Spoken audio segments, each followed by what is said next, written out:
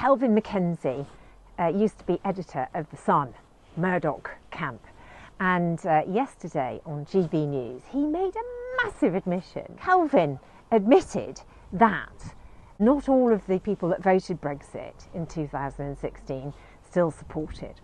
He conceded that many regret it, and I think that's really important and a real sign of the fact that Brexit is and always was a totally unsafe decision. What he managed to do with Brexit will never be achieved again. One man who wasn't even in Parliament managed actually to get us all to vote in a way which some will regret, but others are delighted with. There never was a majority for Brexit. They've just gamed the system with a referendum in which, of those that turned up to vote on the day 8 years ago, 52% of those that voted Brexit. And that's why they tried so hard to block the people's vote. And we came so close to that in 2019, and 43% gave Boris Johnson an 80-seat majority to get Brexit done. Well, guess what? Here we are, 4.5 years later, Brexit's not done, and Kelvin MacKenzie is furious that Nigel Farage is not standing. I've been friendly with Nigel Farage now for the thick end of 30 years. Yeah. I gave him his first radio gig when I ran a radio company. I think he's made a serious error.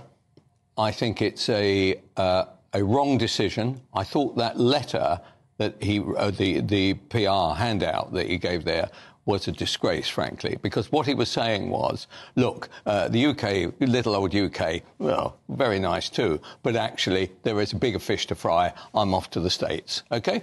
And actually, had he put a little bit more work in there, he could have said what he's now said, which is actually, I'm not going to appear on GB News for the next 6 weeks, right? And I am going to go out and I am going to campaign for reform. Now, look, Richard Tice, who you often have on your station, right, is a good, I don't want to be unkind about him, but a workaday politician, right? Nigel Farage is to many people a shining light. What he managed to do with Brexit will never be achieved again. One man who wasn't even in Parliament managed actually to get us all to vote in a way which some will regret, but others are delighted with. Here we are. Here's Nigel's version in a minute. I will play it to you. He maintains that the timing of Rishi's decision to call an election is all about him. Well, of course it's all about Nigel. I think the reason for Rishi calling a snap election is more to do with the fact that people in his party were sending in more and more letters and the situation was becoming untenable. And we were a little bit worried, saying, are we just going to talk about Nigel? Is that just being too introspective? But then we realised, actually, people who aren't even particularly involved in politics, who might just be passing by, there is one main story today. And it's that you're not standing. Look, I have always said that there'll be a moment when I throw my hat in the ring fully into British politics. I've also said, age 60, I've got one more card to play, and it's about when I play it. I had, to be honest with you, put in place some preparations to launch next week. I wonder whether the Conservative Party found out about it. I think the sense of panic that we saw yesterday, the badly prepared speech, might perhaps have prompted it a little bit. To be clear, you were about to launch a campaign to stand as an MP next week. Absolutely. Absolutely. Where were you going to stand?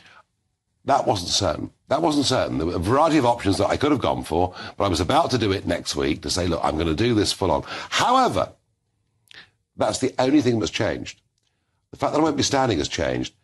Am I going to be campaigning? Yes. Am I backing Richard Tice 100%? Yes. Will I be travelling around the country speaking, going to rallies, doing media? Yes. So I'm going to be out. So if the Tories think it's great, Nigel's not standing, they're wrong. I'm going to be involved in this campaign. Absolutely. What I could not do in the space of 6 weeks, and yes, all right, he's wrong-footed me, but in the space of 6 weeks was to find a constituency from scratch and go around the country. Nigel wants to believe that he was wrong-footed. Or he wants you to believe, or some people that listen to him to believe, that he was wrong-footed into not standing. I think probably my view on why Nigel didn't stand is more about the fact that he's scared of losing. If he stood as a candidate in this election and didn't win, it would be game over for Nigel, and he's decided to shelve this election and focus on the next one, which in theory should be in 2029. May come earlier, we don't know. So I think that's the main reason for it. He actually concedes he's got one more bite of the cherry, being age 60 now, and he sees that his opportunity rests with the next election after this one, where he hopes the electorate will have got fed up with Labour and he will have the opportunity to take leadership of the Conservative Party going forward. So watch this space, let's see if that happens.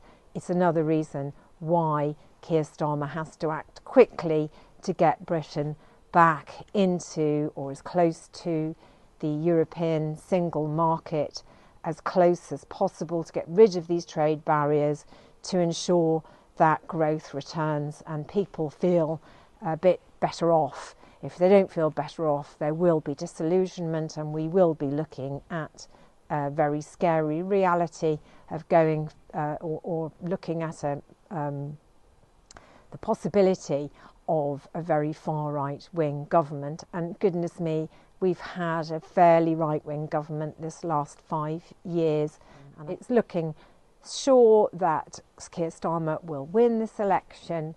The polls are good at the moment, but as we know with Theresa May, things can go wrong. But so far, most seems to be going wrong for Rishi. And here's some outtakes of Rishi's first day campaigning yesterday. Looking forward to all the football. Not so much my bag. But Well, get people in. No, but that's because you guys aren't in it. Yeah, well, to get people out, you know, there'll be people coming. It'll be good But summer come of and support sport. England at least. Yeah. Support us.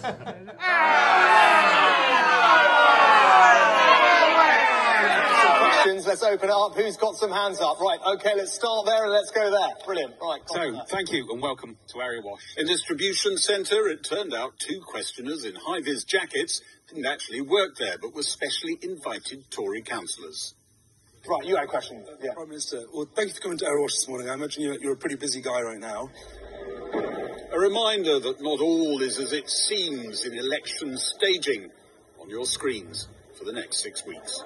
But the award for the best gaslighting attempt of the day goes to Danny Kruger, who tried to project the Conservatives' entire 14 years of misery onto the Labour Party. Long time, and I recognise people feel like it's time for change. Actually, we represent the change that's needed. Labour represent more of the same. They might have different faces, but they would be the ones carrying on the failed British state that has caused so many problems for our country. Here's Speckled Hen. She's the most promising of my calves this year. Very, very, very friendly. She's almost as friendly as a dog. She's like a puppy, aren't you, Speck? Yeah.